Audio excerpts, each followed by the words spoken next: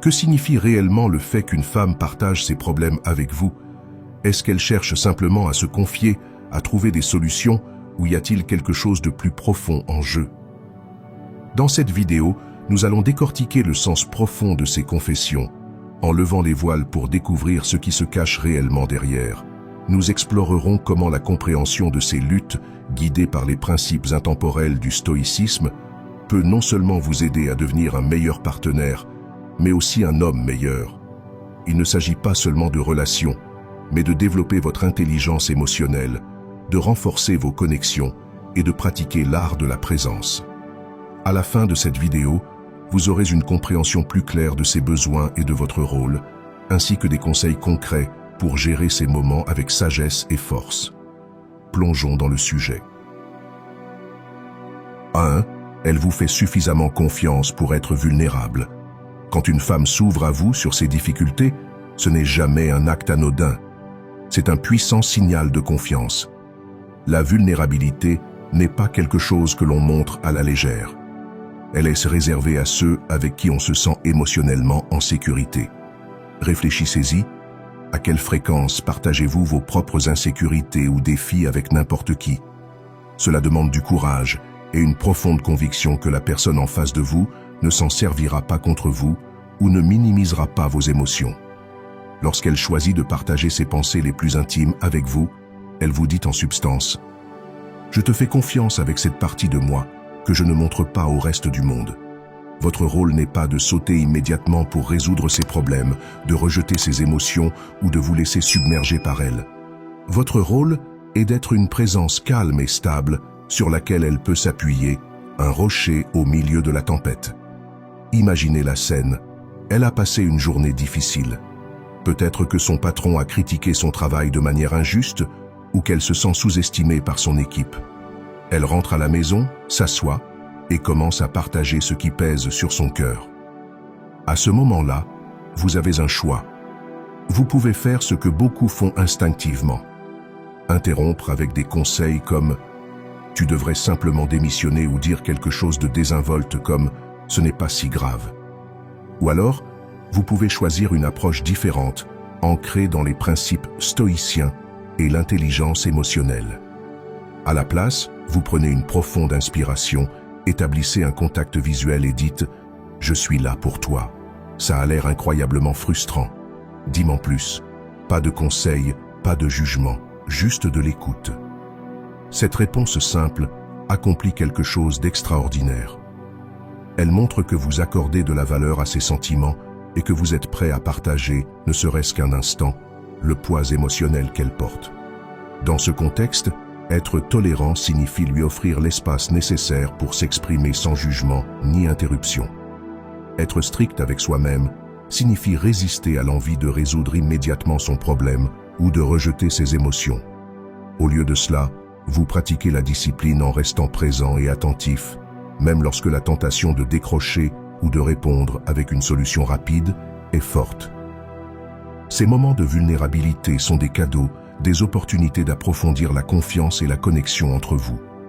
Ce ne sont pas de simples séances de défoulement, ce sont des invitations à vous élever et à être le partenaire dont elle a besoin. Soin. 2. Elle met à l'épreuve la profondeur de votre caractère. Parfois, lorsqu'une femme partage ses luttes, elle teste votre capacité à gérer la pression émotionnelle. Êtes-vous capable de supporter cette pression? Pouvez-vous naviguer dans la complexité? Pouvez-vous rester stable face aux tempêtes de la vie? Ces moments ne sont pas de simples conversations. Ce sont des fenêtres sur votre caractère. Elles ne recherchent pas la perfection, mais la présence. Et la façon dont vous répondez en dit long sur qui vous êtes et sur le fait que vous soyez ou non quelqu'un sur qui elle peut réellement compter. Les stoïciens comprenaient l'importance profonde du calme face aux défis. Sénèque disait « Le meilleur remède contre la colère est le délai ». Que signifie cela pour vous? Lorsque qu'elle aborde un sujet sensible, surtout chargé en émotions, il est naturel de ressentir l'envie de réagir instantanément. Peut-être vous sentez-vous sur la défensive, confus ou même dépassé. Mais la clé ici est de faire une pause, de résister à cette réaction instinctive. Cette pause est l'endroit où réside la force, là où vous lui montrez que vous ne réagissez pas simplement, mais que vous écoutez et traitez véritablement. Imaginez qu'elle vous parle d'une erreur qu'elle a commise dans le passé, quelque chose dont elle a honte. C'est brut, vulnérable, et il lui a fallu du courage pour en parler. Si vous répondez de manière désinvolte, par exemple, « Pourquoi tu me racontes ça ?» swing ou avec dureté, « C'est vraiment grave ce que tu as fait », vous risquez de la faire se sentir jugée ou en insécurité. À ce moment-là, elle pourrait se refermer et vous perdriez l'opportunité d'approfondir votre connexion. Maintenant, imaginez une autre approche. Vous prenez une profonde respiration. Vous vous rapprochez, pas seulement physiquement mais émotionnellement. Vous l'écoutez sans l'interrompre. Lorsqu'elle termine, vous dites « Cela semble avoir été vraiment difficile pour toi. Merci de me faire assez confiance pour me le raconter. » Ou encore « Comment te sens-tu à ce sujet maintenant ? Cela t'a beaucoup préoccupé ces derniers temps. » Avec seulement quelques mots, vous créez un espace sûr où elle se sent entendue, respectée et valorisée. 3. Elle veut se sentir écoutée. Imaginez ceci. Elle rentre à la maison après une longue journée et commence à parler d'une expérience frustrante au travail. Votre instinct pourrait être de sauter sur l'occasion pour offrir des solutions, n'est-ce pas? Au lieu de cela, faites une pause. Posez votre téléphone, éteignez la télé et écoutez simplement. Faites-lui un contact visuel. Ce simple geste montre qu'elle a toute votre attention. Pendant qu'elle parle, hochez la tête ou donnez des indices affirmatifs comme « Je vois ce que tu veux dire » ou « Ça a dû être difficile ». Ensuite, lorsqu'elle a terminé, essayez de dire quelque chose comme « Donc, tu te sens contrarié parce que tes efforts n'ont pas été reconnus, c'est bien ça ?»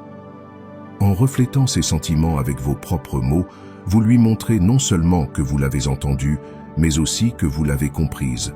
C'est là que la véritable magie opère.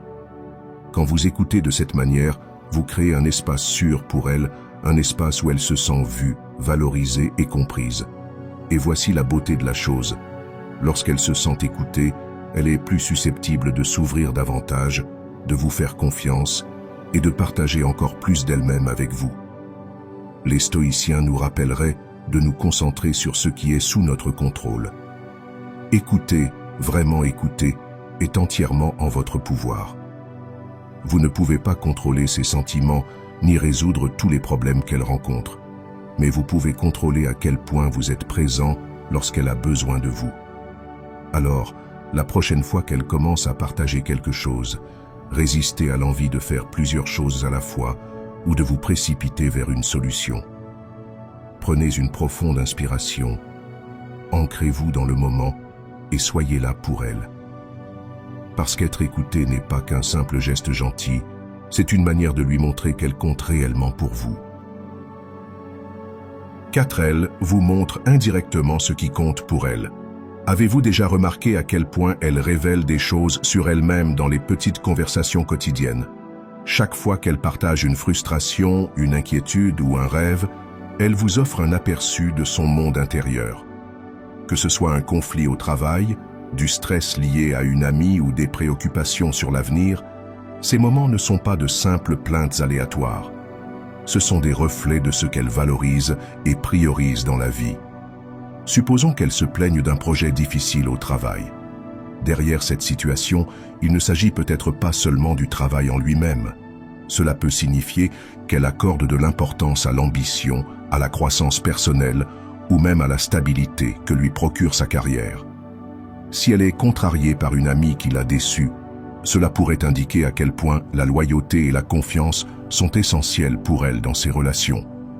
Ces moments ne sont pas uniquement des problèmes à résoudre, mais des fenêtres sur ce qui la fait vibrer. C'est ici qu'un peu de stoïcisme peut nous aider à mieux comprendre. Marcus Aurelius a écrit « L'âme prend la couleur de ses pensées.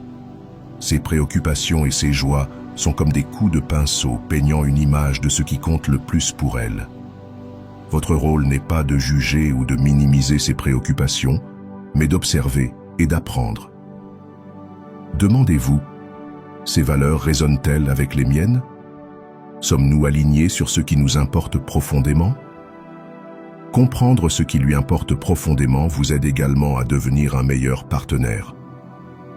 Si elle est stressée par des problèmes familiaux, vous pouvez lui montrer que vous êtes attentif en prenant des nouvelles de sa famille ou en lui offrant votre soutien dans les moments difficiles. Si sa carrière est une grande priorité, l'encourager ou célébrer ses réussites pourrait avoir une immense valeur à ses yeux. Ces petites actions parlent souvent plus fort que les grands gestes, car elles montrent que vous voyez et respectez réellement ses priorités. Souvenez-vous, les relations s'épanouissent non pas parce que nous sommes toujours d'accord sur tout, mais parce que nous prenons le temps de vraiment nous connaître. En prêtant attention à ce qu'elle vous dit indirectement, vous n'apprenez pas seulement à mieux la comprendre, mais vous construisez un lien fondé sur une compréhension et un respect mutuel. J'espère que ce message t'a été utile. Si tu as aimé la vidéo, je te serai reconnaissant de laisser un j'aime et de t'abonner. Si tu te retrouves sans mots, écris simplement « Merci » pour montrer que tu fais partie de la minorité qui a suivi la vidéo jusqu'à la fin. Merci beaucoup pour ton attention et à la prochaine.